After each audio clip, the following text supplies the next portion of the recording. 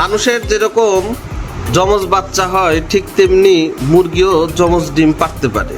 এই ডিমটি আমাদের ছাদে পালন করা একদম দেশি মুরগির অরিজিনাল ডিম। এখন খুব সম্ভবত এটার ভিতর থেকে ডাবল কুসুম বের হবে ইনশাল্লাহ। হ্যাঁ আম্মা ভাঙো, দেখা যাক আমার মা ভাঙতেছে।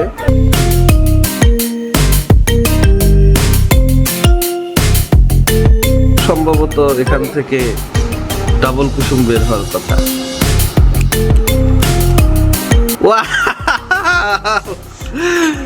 ডাবল কুসুম, যেটা আমরা ভেবেছিলাম ঠিক তাই হয়েছে, জোড়া কুসুম।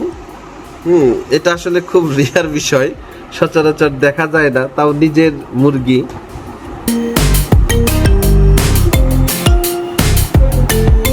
আলহামদুলিল্লাহ।